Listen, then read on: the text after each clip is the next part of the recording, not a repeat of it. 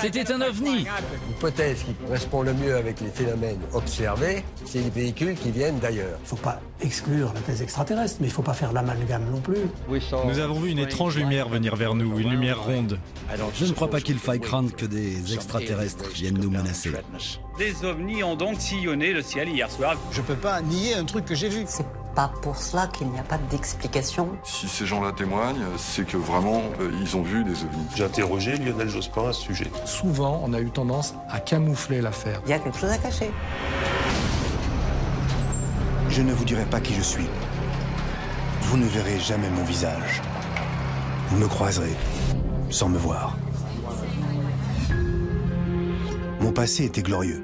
Dans mon métier, j'étais considéré comme le meilleur. Le meilleur. Jusqu'à ce jour maudit. Jusqu'à l'enquête de trop.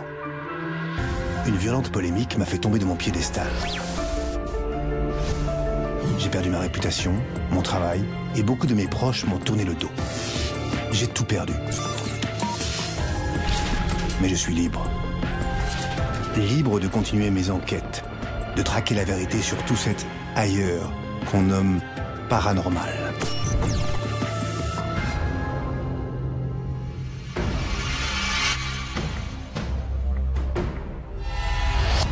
OVNI, un acronyme plein de mystères. Certains y croient dur comme fer, pour d'autres, il ne s'agit que de science-fiction. Moi, je n'avais pas d'avis tranché. Les autorités prennent-elles le sujet au sérieux? Ces milliers de témoignages de pilotes civils et militaires, que deviennent-ils? Dans les plus hautes sphères de l'État, les ovnis sont l'objet d'une omerta totale. Armée, politique, et si on nous cachait quelque chose? C'était décidé. J'allais reprendre l'enquête à zéro.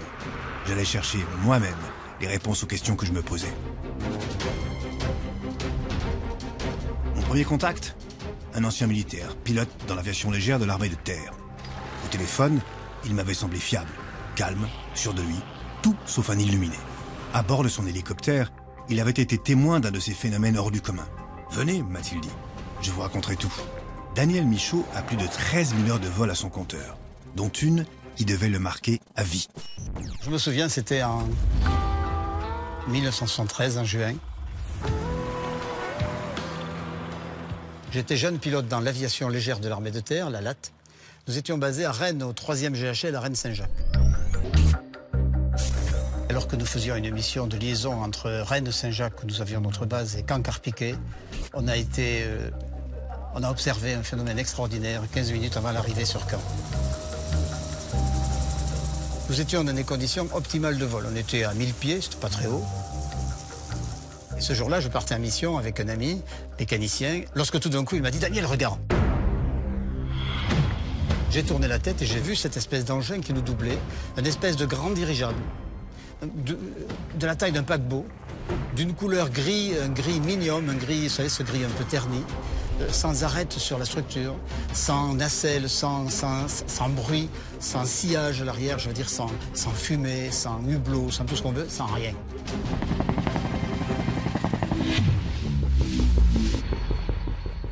Moi, je dis à mon mécanicien, je dis, écoute, ce truc-là, c'est pas normal, quoi. C'est pas un dirigeable, ça va beaucoup trop vite pour être un dirigeable. Ce n'est pas un avion, parce que ça ne ressemble pas à un avion. Une fois au sol, on en parle, évidemment. Il y a confirmation des contrôleurs qui disent, on l'a vu passer au scope radar, avec une vitesse estimée entre 8 000 et 12 000 km/h. 12 000 km/h. Aujourd'hui, 40 ans plus tard, aucun aéronef construit de main d'homme n'est capable d'atteindre de telles vitesses.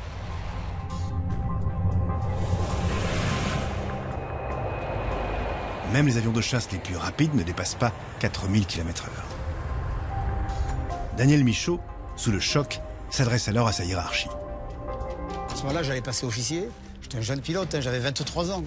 Et mon propre chef de corps m'a dit, écoute Michaud, c'est pas le moment de parler de ça, tu vas compliquer ton affaire, là, on n'en parle plus. Comme la plupart des pilotes, pour préserver sa carrière, Daniel a dû se taire. 40 ans de silence pour éviter de passer pour un fou. La dernière fois où j'ai parlé de ça publiquement, mon épouse a reçu des appels très critiques dans le genre « Vous êtes Madame Michaud, oui, votre mari doit se faire soigner d'urgence, il a besoin d'une thérapie urgente. » Maintenant, j'ai 63 ans, ma carrière est derrière moi et ça m'indiffère complètement de savoir quel est le jugement que l'on me portera. Ça m'est égal. J'ai vu ça, je le dis. Aujourd'hui, Daniel ose parler. Libéré du devoir de réserve, il brise désormais le silence. Son témoignage, sa sérénité, tout en lui m'avait semblé crédible. Mais il me fallait trouver d'autres exemples, faire d'autres rencontres. Je voulais remonter cette piste.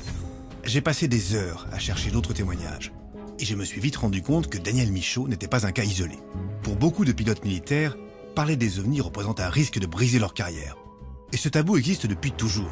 Peu après la fin de la Seconde Guerre mondiale, les pilotes américains témoins d'ovnis s'étaient heurtés à cette loi du silence. C'était la guerre froide. La paranoïa anti-russe était plus forte que tout. L'armée expliqua donc ces observations bizarres en évoquant les avions espions. On a vu des objets circulaires évoluer au-dessus des États-Unis, évoluer au-dessus de la France, de l'ensemble de l'Europe. Et la grande histoire des ovnis, en fait, a commencé dans les années 50. Alors, c'est l'époque de la guerre froide. Donc, il y a quand même eu toujours un fond de suspicion en se demandant si ce n'était pas des avions espions. Il y avait un rapport d'espionnage où des espions russes avaient rencontré des espions américains et ils s'étaient tous dit « Mais on croyait que c'était vous qui nous envoyiez ça ». Kenneth Arnold. Voilà l'homme qui a tout déclenché. En 1947, ce pilote privé américain dit avoir observé plusieurs engins de forme inconnue en survolant l'État de Washington. La presse s'empare de l'histoire, le terme « soucoupe volante » apparaît pour la première fois.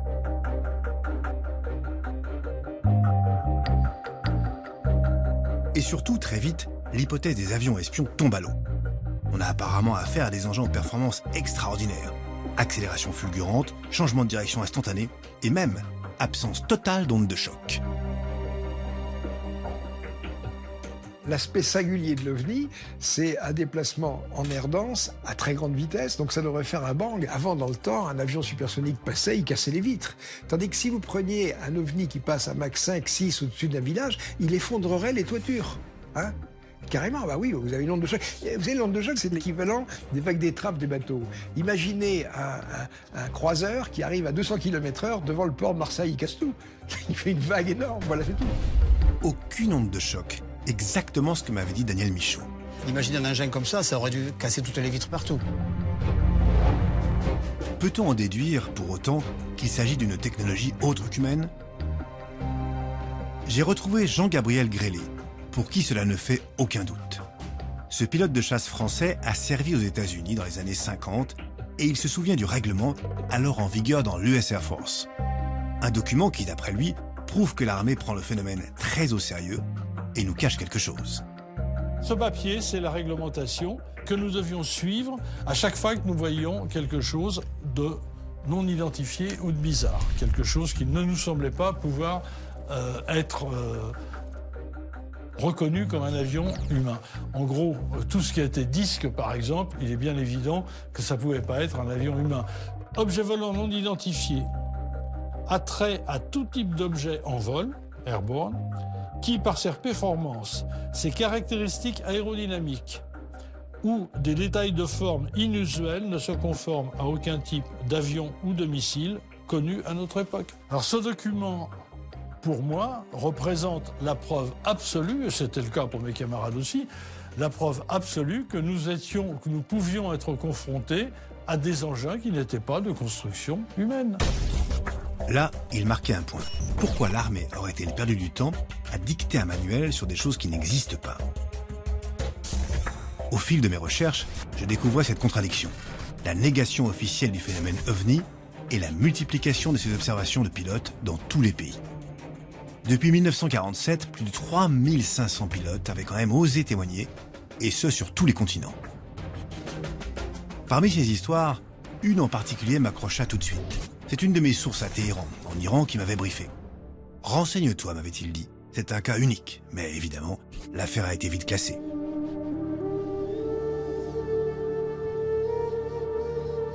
Nous sommes en 1976, à Téhéran. Un pilote de chasse de l'armée iranienne, chargé de la défense de l'espace aérien, s'apprête à vivre une course-poursuite extraordinaire. À Téhéran, c'est un pilote iranien à qui on signale, à partir d'une observation faite au sol, observation visuelle, observation radar, un énorme objet, grand comme un Boeing 707, qui passe au-dessus d'un aéroport. Le pilote de chasse s'est approché. Arrivé à une certaine distance, progressivement, toute son électronique est tombée en panne. Et ce que ce pilote iranien a vu relève de l'incroyable. En 2007, il le raconte publiquement pour la première fois, lors d'une conférence au Club national de la presse à Washington.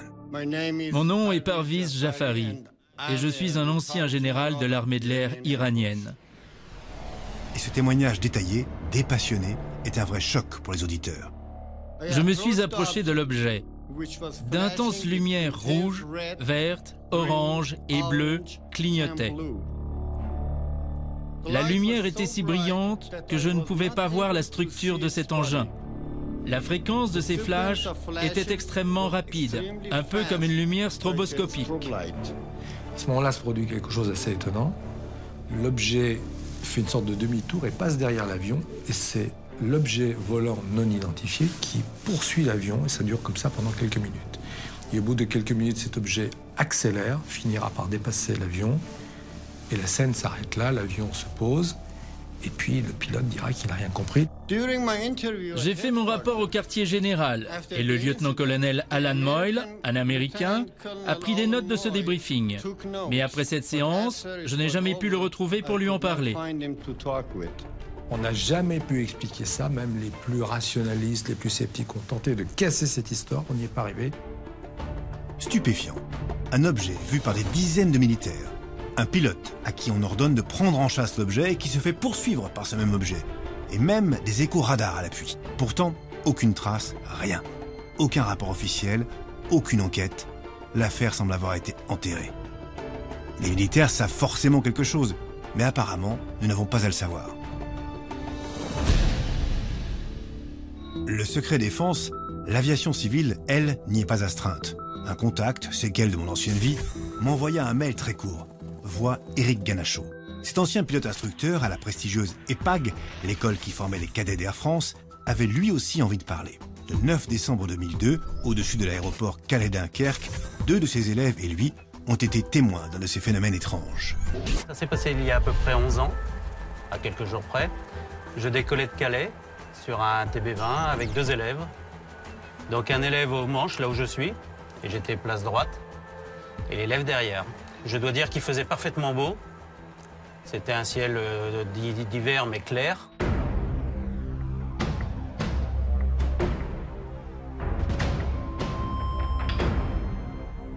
Et là, donc, j'ai vu pour moi un avion qui arrivait face à moi.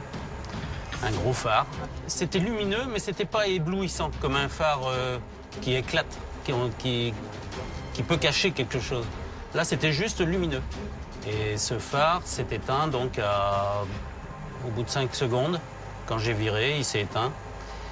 Et là, j'ai vu une boule grise qui partait vers le nord très rapidement, du côté de Gravelines, de la centrale nucléaire.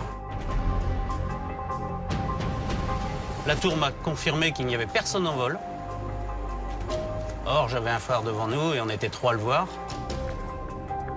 15 ans dans l'armée de l'air, 30 ans dans l'aviation civile, Ganachaud sait de quoi il parle. Et pour lui, il n'y a aucun doute possible. Ce qu'il a vu n'était ni un reflet, ni un avion. Quand je l'ai vu, moi, c'était statique. Quand ça s'est éteint, je l'ai vu diminuer très rapidement, partir à toute vitesse en sens opposé. On envoie des reflets sur des pare-brises, sur une carlingue métallique. Ça n'a rien à voir. Rien à voir. Ça fait une lumière diffuse, un éclat de lumière, c'est diffus. Là, c'était bien compact, bien cerné. C'était bien dessiné. N'étant plus militaire, Éric Ganachaud s'était senti le droit de témoigner. Peut-être même le devoir. La gendarmerie est venue prendre nos dépositions à tous les 3. On a vu quelque chose, mais on ne sait pas quoi. On ne sait pas quoi. Ça se confirmait. Les témoignages crédibles de pilotes civils, les rapports de militaires, il y en avait eu beaucoup. Mais une fois enregistrés, qu'était-il devenu? C'était ça que je devais maintenant comprendre. On le sait peu, mais en France, il existe un organisme officiel consacré au sujet. C'est le GEPAN, le groupement d'études et d'information des phénomènes aériens non identifiés. Cet organisme, créé en 1977, fait partie du CNES, l'agence spatiale française. J'essayais de rencontrer des membres du GEPAN, mais sans me donner d'explication, personne ne souhaitait me rencontrer. Mais je ne lâche pas si facilement. J'ai appris que le GEPAN était encadré par un comité de pilotage, chargé de superviser son travail. Et là, en citant quelques noms, j'arrivais cette fois à décrocher un entretien avec le directeur de ce comité.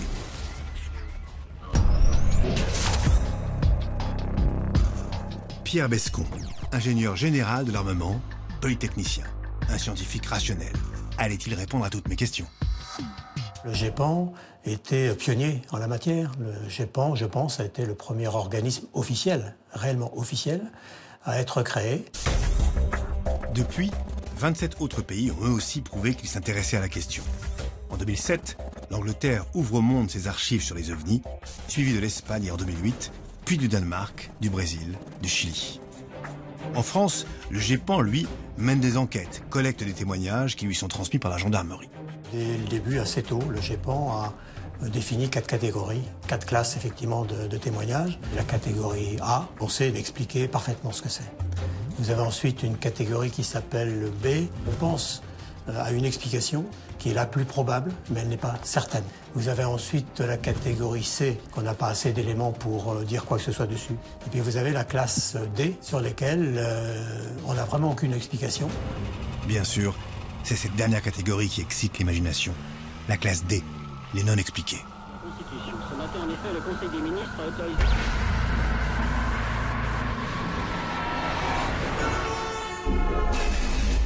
En France, il y avait donc bien des traces, des preuves même, de la réalité de ces phénomènes.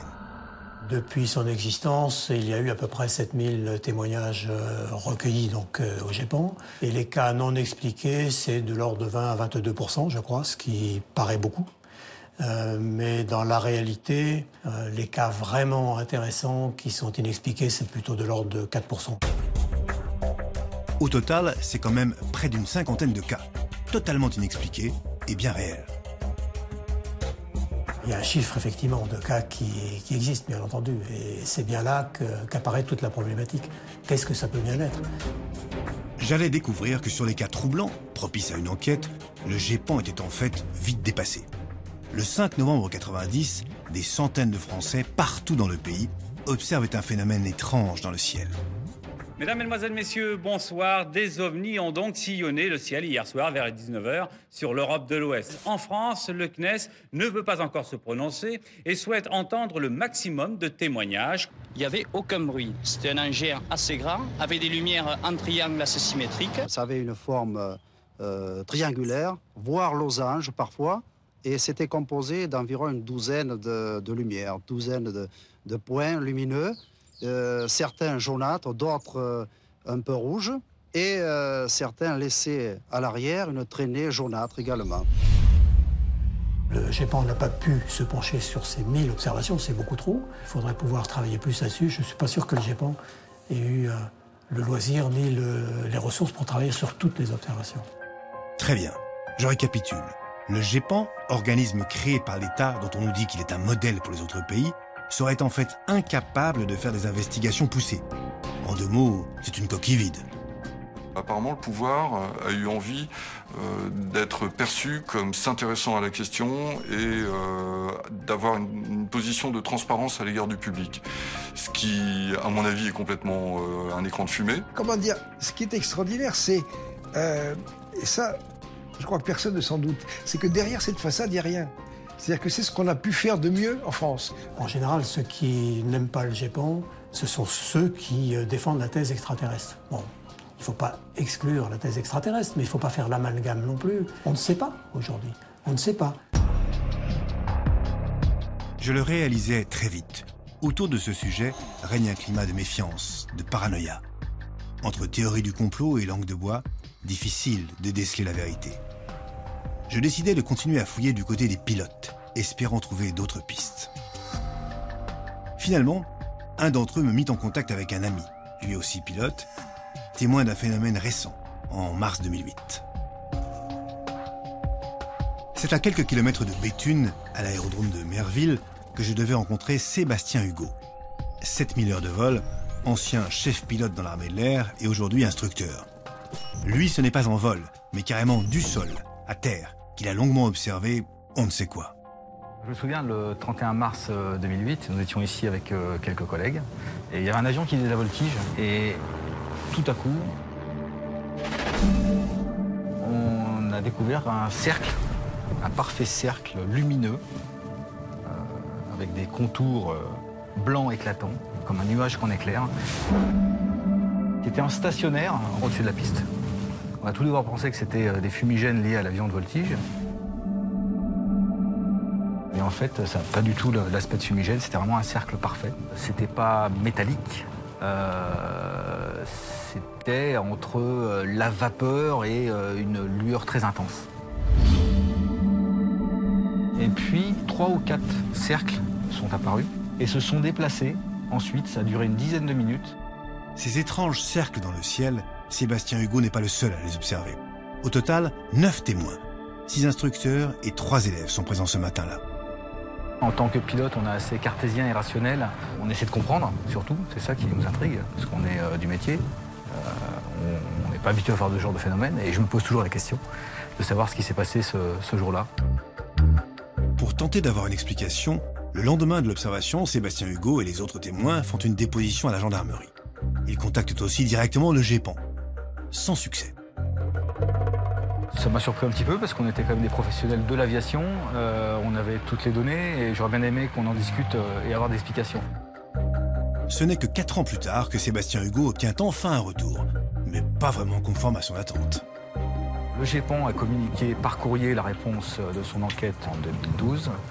J'ai reçu un courrier à la maison expliquant que le phénomène était classé en catégorie B. La catégorie B, celle des cas a priori résolus. Le GEPAN parle lui-même d'observation pour laquelle l'hypothèse retenue est considérée comme très probable. Comme Sébastien Hugo, j'ai été sidéré par le résultat de leur enquête. Je crois qu'en faisant une petite enquête, quelqu'un du voisinage a dit qu'il y avait souvent des faisceaux laser de boîtes de nuit qui éclairaient, qui faisaient des cercles. Mais bon, pour tous ceux qui ont vu le phénomène, on sait très bien que ce n'est pas des lasers de boîtes de nuit ou autres projecteurs. Des lasers. J'avais du mal à y croire.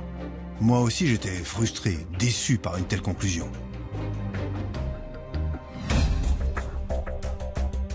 J'avais eu beau rencontrer des pilotes, interroger des voix officielles, je me rendais compte que je tournais en rond. Alors, j'allais frapper plus haut. Ma prochaine cible, les plus hautes sphères de l'armée. Là où on côtoie les politiques.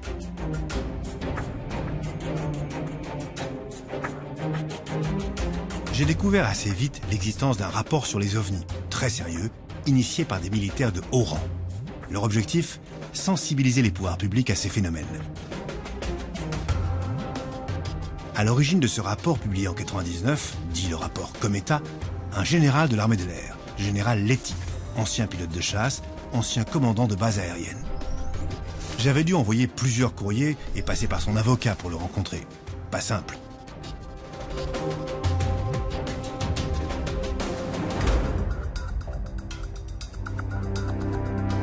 Aujourd'hui, le général Letty est à la retraite et il a finalement accepté de me parler du rapport Cometa, un rapport explosif rédigé par l'élite militaire.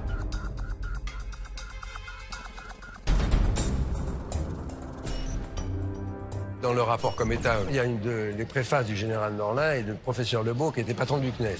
Je dis ça parce que c'est quand même pas n'importe qui. Décryptage. André Lebeau, rien moins que l'ancien président du CNES, organisme chargé de mener la politique spatiale de la France. Le général Norlin, chef du cabinet militaire des premiers ministres Jacques Chirac et Michel Rocard à la fin des années 80. Scientifique réputé, haut fonctionnaire, militaire de renom, j'ai eu un vrai choc en apprenant quelle personnalité avait contribué au rapport Cometa. À première vue, il avait tout pour faire l'effet d'une bombe. On a publié ce rapport en 99 sous le nom de « À quoi doit-on se préparer ?»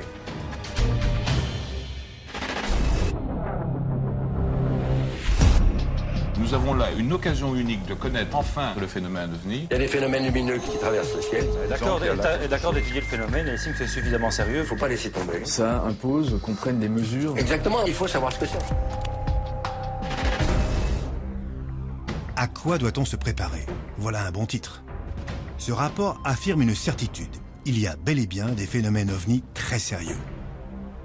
Pendant 4 ans, ces spécialistes émérites, dans l'antichambre du pouvoir politique, ont travaillé en analysant chaque observation recueillie sur toute la planète. Au total, 90 pages, des dizaines de cas tous plus incroyables les uns que les autres. Un rapport saisissant, destiné au sommet de l'État.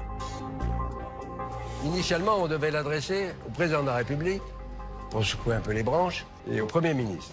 Alors, je ne sais pas si le président de la République a lu le rapport, mais je peux affirmer que le Premier ministre, Lionel Jospin, a lu le rapport. C'est moi-même qui ai remis au cabinet du Premier ministre et au cabinet du militaire de Jacques Chirac.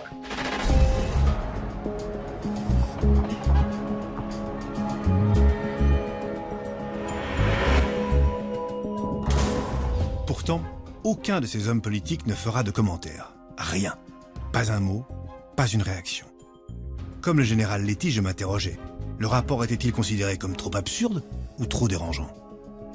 Nous, notre rapport ne dit pas que les extraterrestres existent, on dit que c'est l'hypothèse qui colle le mieux avec ce qu'on observe. Eh bien, rien que ça choque certaines personnes qui trouvent que c'est complètement farfelu. Le seul à parler de ce rapport, ce sera le magazine VSD. Je me demandais pourquoi la presse, elle aussi, relayait si peu l'information. Celle qu'on qualifie de quatrième pouvoir semble participer elle aussi à cette omerta générale. Mais pourquoi? J'ai lancé mes filets et j'ai eu un appel d'un journaliste très bien informé qui avait approché les politiques sur la question OVNI. Il avait enquêté sur le sujet pendant 5 ans, une investigation qui lui a coûté cher. Journaliste pour un grand hebdomadaire d'actualité, il a accepté de se confier à moi, à la condition que je garantisse son anonymat. Quand j'ai commencé à en parler à mes confrères journalistes, quand je leur ai dit j'enquête sur les ovnis, on m'a regardé avec des yeux grands comme des soucoupes, c'est le cas de le dire, et on m'a tout de suite traité de fou. On m'a dit mais attends, mais t'es malade, ça n'a aucun intérêt, c'est quoi, qu'est-ce qui te prend, c'est pas sérieux, dans tous les cas c'est pas sérieux. J'ai préféré continuer mon activité professionnelle de journaliste sous un autre nom pour ne pas avoir cette étiquette indélébile. En fait, c'est presque un tatouage sur le front, hein. C'est ovni, ça veut dire que je suis fou, tout simplement. C'est ça qui est terrible, c'est que le fait d'avoir fait un travail sérieusement, un travail journalistique sérieusement, en fait, a coûté très cher. Et a failli briser ma carrière de journaliste. Un prix à payer, lourd, pour avoir osé s'intéresser à ce que la plupart assimilent à de la science-fiction. Il faut dire que des années 50 à Spielberg ou la célèbre série X-Files, les soucoupes volantes et les extraterrestres nourrissent notre imaginaire, mais pas nos connaissances. Une culture populaire largement entretenue par la presse, qui n'a jamais traité le sujet sérieusement. Pendant 2 décennies, les médias ont tourné le sujet OVNI en ridicule. Donc ça a été, soit on rigolait, on plaisantait sur le sujet, c'était les petits hommes verts. Ça, c'est resté dans l'esprit des gens, aussi bien le public que les journalistes eux-mêmes. Revenons-en au rapport Cometa. Au cours de son enquête, ce journaliste a lui aussi tenté de savoir quel impact il avait eu auprès des politiques. J'ai interrogé Lionel Jospin à ce sujet. Et Lionel Jospin m'a dit qu'il ne pouvait rien dire. Il a été très clair, il m'a dit oui, je confirme qu'on m'a remis le rapport Cometa, mais je ne peux pas vous en dire plus. Et quand j'ai demandé à Lionel Jospin, est-ce que vous prenez le sujet au sérieux, il m'a dit comment pourrait-on ne pas prendre cette question au sérieux? Donc il a quand même répondu indirectement à ma question, c'est que lui prend le sujet au sérieux, mais il ne peut pas en dire plus. Donc il y a quelque chose, mais il ne peut en dire plus. D'après ce journaliste, l'exécutif est de toute façon forcément au courant du dossier OVNI. Je suis convaincu que les présidents, tous les présidents, quels qu'ils soient, ont été informés sur cette question et qu'ils ont décidé de se taire. De toute évidence, personne ne voulait s'exprimer sur le sujet. La question OVNI devait rester confidentielle. J'avais cherché à interroger des hauts gradés, j'ai envoyé des courriers aussi à l'armée de l'air, on m'a jamais répondu. Et une fois, un avocat de l'armée, que je ne citerai pas, m'a téléphoné pour me dire « Laissez tomber, cette affaire vous dépasse, je vous conseille d'arrêter votre enquête ». Ça ressemblait à de la menace, moi je l'ai pris tel quel, je lui ai dit d'ailleurs, je lui ai dit « Mais vous êtes en train de me menacer ». Il m'a dit « Tirez les conclusions que vous voulez ». Des menaces, carrément. On touchait bien à un sujet des plus sensibles. Les pouvoirs publics sont donc bel et bien au courant. Et aux États-Unis, on en a la preuve. C'est le président Roosevelt qui a décrété en 1942 un embargo sur l'information, c'est-à-dire en fait un secret d'État. Il y a un document qui dit précisément au général Marshall, qui était son chef d'état-major, il n'y aura pour l'instant que 5 personnes, vous et moi y compris, qui seront au courant de ce sujet. Donc ça s'appelle un secret d'État. Secret d'État, le mot est lâché. Et ce n'est pas tout. j'allais découvrir d'autres documents déclassifiés étonnants. Depuis une loi de 1974, les archives du gouvernement américain sont accessibles au public. Et parmi tous ces documents officiels, celui qui a fait le plus parler de lui, c'est un rapport qui remonte au 23 septembre 1947. Il émane du général Twining, à l'époque directeur des services techniques de l'Air Force et surtout futur chef d'état-major des armées. Et dans ce rapport de 1947, on affirme déjà l'existence des ovnis. Le rapport du général Twining, il commence très fort. Le phénomène est quelque chose de réel, il n'est ni fictif, ni résultat d'une vision. Il existe des objets qui ont probablement, approximativement la forme d'un disque, d'une dimension qui les fait apparaître comme étant aussi grand qu'un avion de construction humaine. Très curieux de comparer ça à des avions de construction humaine, vous voyez. Et puis le titre, c'est bien clair, hein, Opinion de l'Air Materiel Command concernant les disques volants. À en croire les milliers de documents déclassifiés, 130 000 pages rien qu'aux États-Unis, l'armée et les politiques, derrière le silence officiel, étudient les ovnis. D'ailleurs, j'ai découvert que dans le monde entier, plusieurs grandes figures politiques avaient osé s'exprimer sur ce sujet. Au Japon, le secrétaire général et porte-parole du gouvernement, Nobutaka Mashimura, affirme en 2007 que les ovnis sont bien réels et qu'il faut prendre le sujet au sérieux. Quand l'ancien ministre de la Défense du Canada, Paul Hellyer, s'exprime lors d'une conférence sur les ovnis en 2013 à Washington, voilà ce qu'il dit. Les Américains et le monde entier ont le droit de savoir ce qu'il se passe. Les ovnis sont aussi réels que les avions qui volent au-dessus de nos têtes. Même Jimmy Carter, 39e président des États-Unis, a déclaré avoir observé un ovni.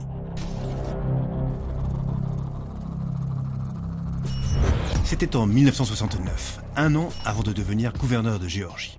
Alors qu'il s'apprête à faire un discours dans la petite ville de Leary, comme une vingtaine d'autres personnes, il voit un étrange objet lumineux passer au-dessus de sa tête. Une fois président, il n'a pas oublié et n'a jamais démenti cette histoire. Voilà ce qu'il en raconte dans une énième interview. Un soir, j'étais devant un restaurant, juste avant le coucher du soleil. La nuit tombait et nous allions nous mettre à table. J'étais là avec 25 personnes lorsque nous avons vu se dessiner dans le ciel une étrange lumière qui venait vers nous, une lumière ronde. Elle se rapprochait de plus en plus. Une fois au-dessus des pins, elle s'est arrêtée et elle s'est mise à changer de couleur. Bleu, rouge, blanc. Elle est restée là un moment.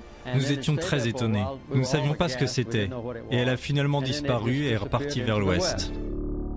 Cette observation, Jimmy Carter a osé en parler très tôt. En 1973, alors qu'il est gouverneur de Géorgie, il remplit un rapport très détaillé du NARCAP, sorte de GEPAN américain. Il annonce même que s'il est élu président, il fera éclater la vérité sur les ovnis et promet de déclassifier les documents secrets du Pentagone. Un engagement qu'il ne tiendra pas. Car comme il le dira plus tard à la Maison-Blanche, toute information relevant de la sécurité nationale doit rester confidentielle.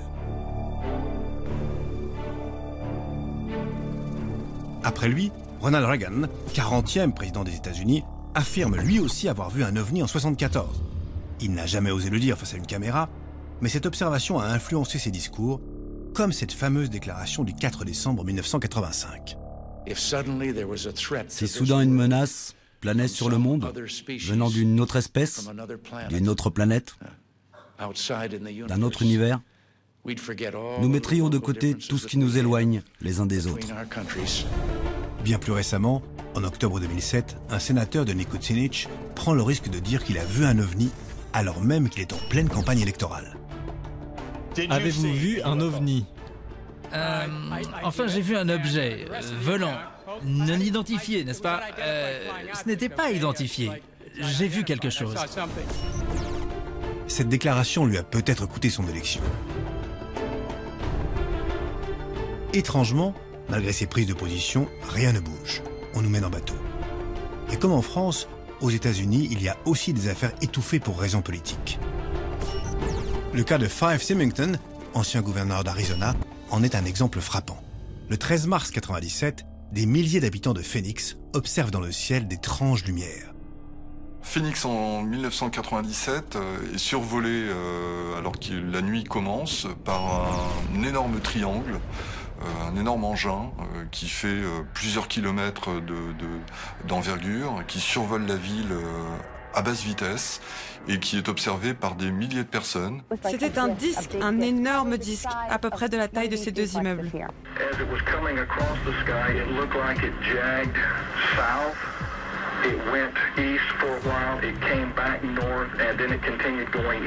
Les autorités sont complètement débordées par les appels. La police reçoit des centaines d'appels. Ça fait sauter tous les standards. C'est la panique, un petit peu, un début de panique. Et dans l'urgence, le gouverneur-maire d'Arizona, maire de Phoenix, tient une conférence de presse. Une conférence de presse destinée à rassurer la population. À cette occasion, le gouverneur choisit la dérision. Il déguise son chef de cabinet en extraterrestre, histoire de faire rigoler les journalistes et de tourner en dérision le phénomène. C'est juste pour que vous ne preniez pas tout ça trop au sérieux.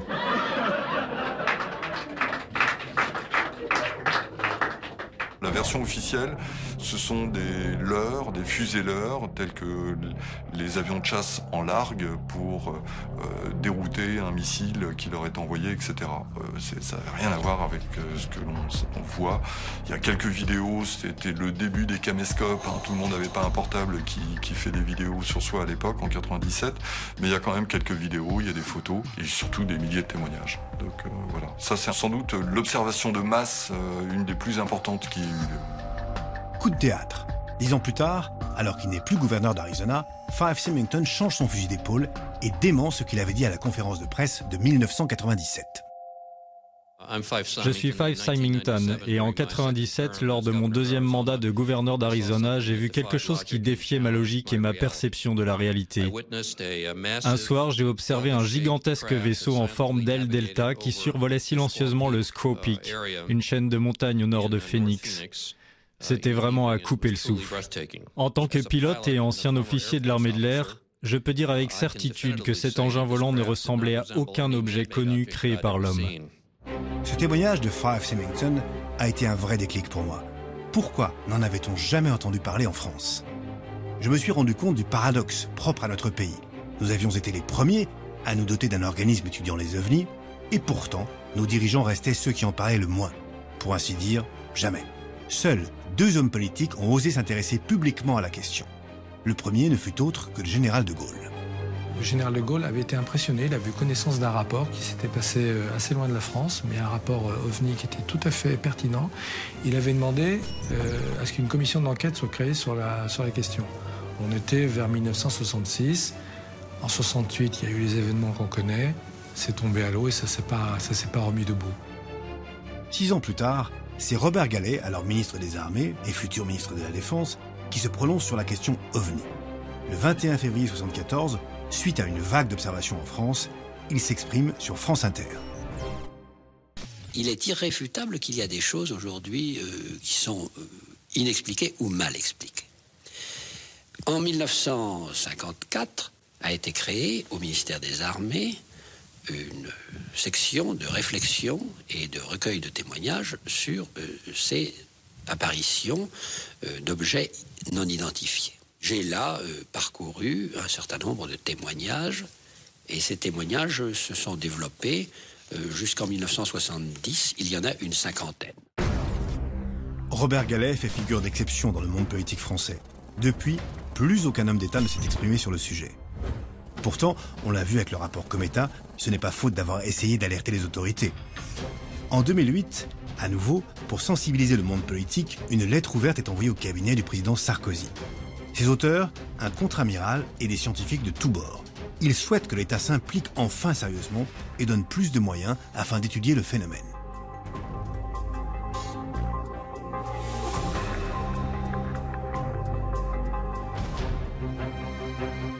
Claude Lavatte, ancien ingénieur en aéronautique, est l'un des signataires de cette lettre ouverte.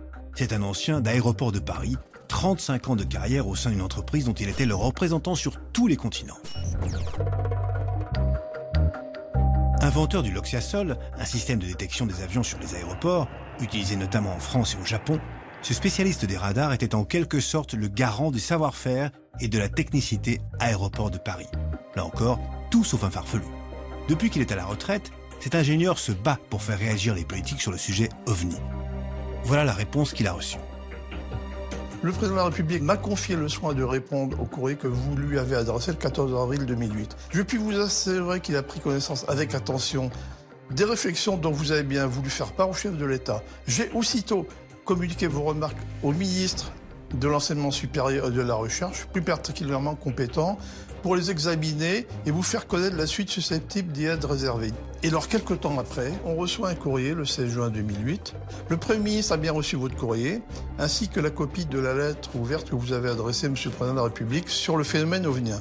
Après en avoir pris connaissance, Monsieur François Fillon, donc Premier ministre à l'époque, m'a chargé de transmettre votre correspondance à Madame Valérie Pécresse, nommément citée, ministre de l'Enseignement supérieur et de la Recherche, dont les services vous répondront directement. Ça, c'est important, directement, parce que j'attends toujours les réponses. Mais encore une fois, la tentative de faire réagir les officiels est un échec. Pour Claude Lavatte, pas question de baisser les bras. Puisque les politiques font l'autruche, il se tourne vers l'Académie des sciences, espérant trouver un soutien de la science institutionnelle.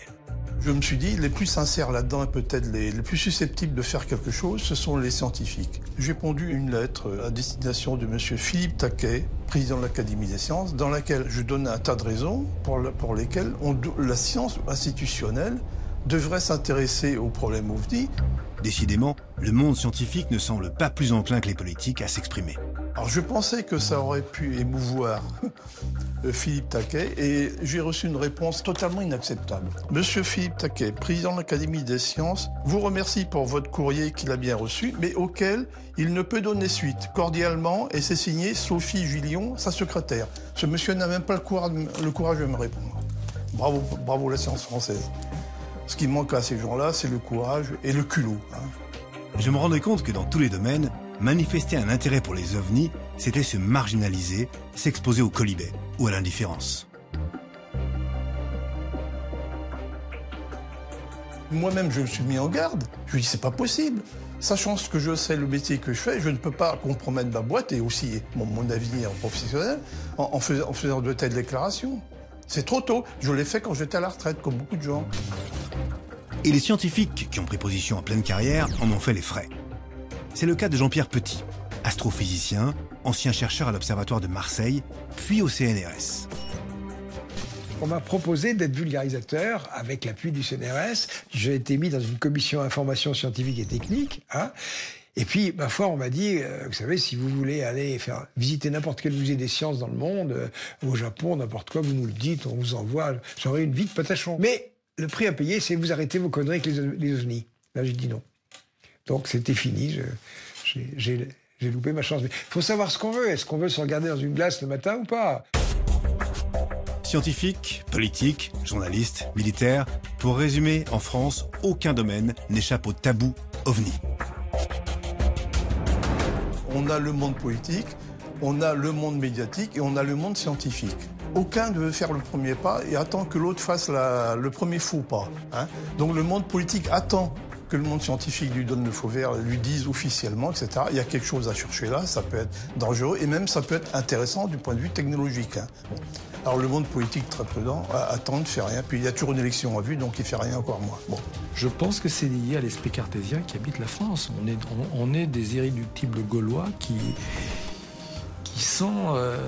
ont besoin de toucher. Et ce phénomène, il est tout sauf touchable. Ce phénomène, il échappe à la compréhension humaine. Les militaires ont peur, les politiques ont peur, les religieux ont peur. Imaginez, toutes les religions du monde, tout d'un coup, ils sont confrontés à des choses. On dirait, écoutez, ça s'est pas passé comme vous le croyez. C'est la catastrophe. À ce stade de mon enquête, je n'avais plus le choix. Il fallait parler directement aux responsables politiques. Et qui mieux que Claudie Aigneret pour répondre à mes questions ? Astronaute, c'est la première femme française dans l'espace, ancienne ministre, scientifique de renom, au point qu'on la surnomme Bac+19. De 2002 à 2004, Claudie Aigneret a été ministre déléguée de la Recherche. Et le CNES, dont fait partie le GEPAN, est justement placé sous la tutelle de ce ministère.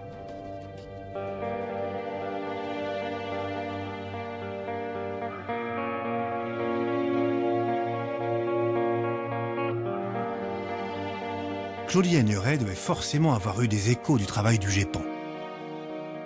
Surtout que pendant ces 2 années au ministère, cet organisme a enquêté sur plus de 30 cas, dont 5 qui n'ont jamais pu être expliqués. À l'époque où j'étais au ministère de la Recherche, non, il n'y a pas eu de retour sur ces rapports. Ces activités-là, elles ne sont pas classées prioritairement dans les enjeux du spatial. Ça commençait mal. J'étais assez pessimiste sur le déroulement de cet entretien. En écartant la politique, je tentais une autre approche. Claudie Aigneret est allée 2 fois dans l'espace, en 1996 et en 2001. Au total, 26 jours passés en apesanteur. Alors, peut-être avait-elle été témoin de quelque chose. C'était pas un sujet qui me posait question quand j'ai préparé la mission, quand j'ai réalisé la mission. Par contre, c'est une question qu'on nous pose au retour des missions. Et en général, je réponds que je n'ai pas vu quoi que ce soit auquel je ne m'attendais pas. Décidément, j'étais mal parti pour obtenir des révélations. Pourtant, je repensais à tous ces témoignages que j'avais trouvés. En 1965, sur la mission Gemini 4, les astronomes James McDivitt et Edward White observent un objet volant non identifié à plusieurs reprises. La même année, sur la mission Gemini 7, 2 astronautes observent eux aussi un ovni durant leur 2e tour de la planète. En 1966, sur la mission Gemini 10, même chose. 69, Apollo 11. 73, mission Skylab. De l'astronaute Gordon Cooper à Neil Armstrong, le premier homme à avoir marché sur la Lune, la liste était immense. Alors que pouvait bien penser Claudie Aigneret de ces observations?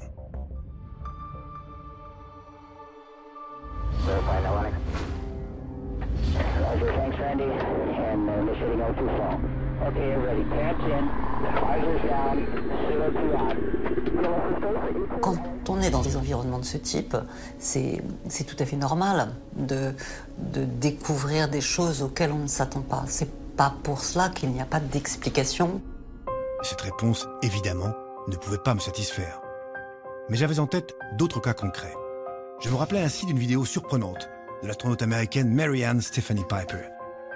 Le 19 septembre 2006, la mission STS-115 de la navette Atlantis, dont elle fait partie, est incapable de revenir sur Terre.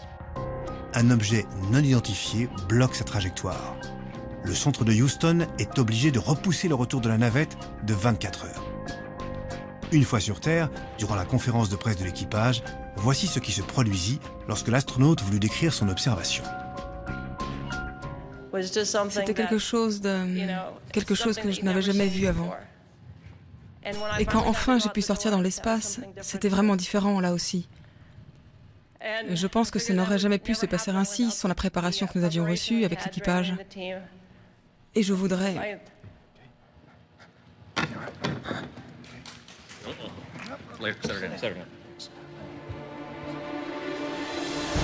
Une astronaute qui s'évanouit en essayant de raconter son observation d'OVNI. Cette image m'avait vraiment marqué. En France, le spationaute Jean-François Clairvoy, Légion d'honneur, polytechnicien, ingénieur général de l'armement, 3 vols dans l'espace à son actif, pense lui que là-haut, il y a bel et bien quelque chose.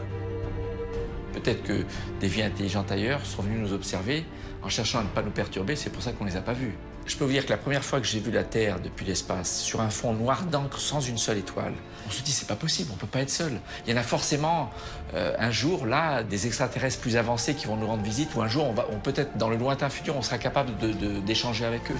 J'ai envie que ce soit comme ça, c'est mon hypothèse préférée. Edgar Mitchell, 6e homme à avoir marché sur la Lune, est lui aussi convaincu que les ovnis nous viennent d'ailleurs. J'encourage ceux qui doutent à lire les livres, écouter ce qui se dit et essayer de commencer à comprendre ce qui se passe vraiment. Il n'y a aucun doute, nous sommes visités. J'évoquais toutes ces vidéos à l'ancienne ministre, curieux de voir sa réaction. J'ai pas eu l'occasion d'en parler personnellement avec une, de lire des choses à ce propos. Non, je suis pas la bonne personne pour répondre sur ces sujets. C'est pas quelque chose, ce sont pas des points de discussion qu'on a pu aborder. J'avais des doutes. Depuis le début, la conversation gênait Madame Aigneret. Alors qu'elle évitait la plupart de mes questions, je repensais à ces mots de Jean-Pierre Petit. En fait, les gens s'en foutent, vous savez, c'est ça le problème. C'est que, bon, essayez d'intervenir auprès d'un politique. Vous lui dites les ovnis, le type va dire, oh là là, vous savez, la crise, les manifestants, ceci, l'Afghanistan... Hein. Le ministre de la Défense, lui, est intéressé par les opérations militaires d'Afghanistan. Vous lui parlez des ovnis, il s'en fout. C'est un problème qui a été rangé au niveau du folklore. Juste avant de partir, je tentais une dernière question. Pourquoi tout ce malaise, ces non-dits? Il peut y avoir des formes de secret défense et qu'on peut comprendre. Ça peut expliquer une partie du quart. On ne nous dit rien parce qu'il y a quelque chose à cacher. Oui, on ne nous dit rien parce qu'il y a quelque chose à cacher. Il y a quelque chose à cacher. Quelque chose à cacher. Cette phrase allait renforcer tous mes doutes.